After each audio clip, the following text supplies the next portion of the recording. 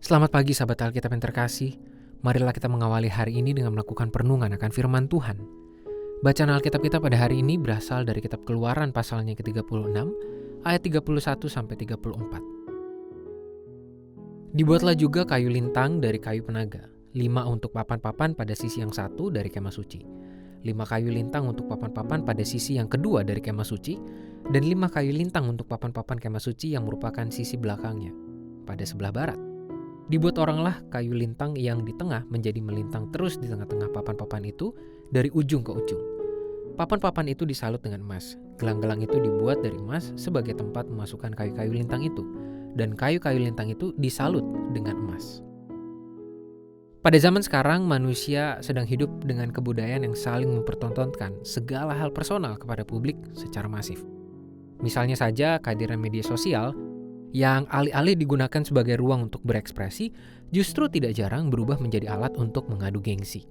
Memang tidak semua pengguna media sosial melakukan hal demikian, namun kita juga tidak dapat menampik fenomena ini sebagai sebuah kenyataan. Oleh sebab itu, paling tidak setiap manusia modern perlu dengan cermat mengkritisi gaya hidup dan karakternya dalam menjalani setiap proses kehidupan, termasuk dalam hidup beriman. Hal ini sangat diperlukan agar kita tidak terjebak atau terfokus pada berbagai hal yang sifatnya sekadar tampilan tanpa memedulikan hal-hal yang jauh lebih esensial. Pada bacaan hari ini, kita memang diperhadapkan dengan tindakan bangsa Israel yang menghias kemah suci dengan berbagai barang-barang mewah dan megah. Hampir seluruh bagian dalam kemah suci dipenuhi dengan emas dan bahan-bahan mahal lainnya. Namun, apakah nilai kemah suci bergantung pada kemewahan-kemewahan itu? Apakah kehadiran bahan-bahan mahal itu membuat nilai kemah suci terkait hidup beriman menjadi bertambah? Bagi setiap orang yang memiliki cara pandang yang lebih mengutamakan tampilan, memang akan cenderung menganggap bahan-bahan mewah pada kemah suci sebagai sebuah hal yang sangat penting dan menambah nilai dari kemah suci. Namun sebagai umat Tuhan, kita perlu melihatnya dari perspektif yang lain, yakni penggunaan seluruh bahan mahal tersebut merupakan perayaan dan simbol dari pengabdian umat Tuhan atas kehadiran Tuhan di tengah-tengah mereka.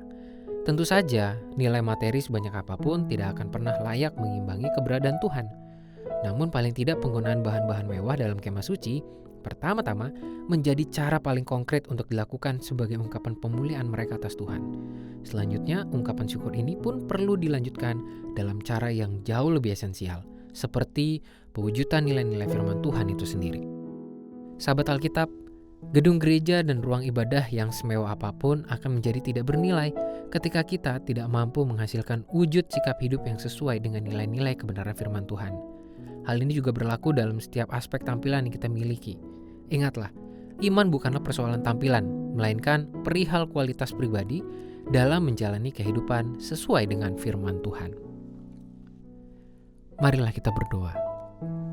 Ya Tuhan, tolonglah kami untuk memiliki kualitas iman yang benar-benar terintegrasi dengan bagaimana kami menampilkan kehidupan kami dalam sikap hidup, dalam perkataan, perbuatan, dan cara kami memperlakukan orang lain. Tolonglah kami Tuhan untuk tidak terfokus pada hal-hal yang sifatnya sekadar tampilan, tetapi justru memusatkan hati, pikiran, dan iman kami pada berbagai hal yang sangat esensial sebagai umat Tuhan. Hanya di dalam nama Tuhan Yesus Kristus kami berdoa dan menyerahkan kehidupan kami. Amin.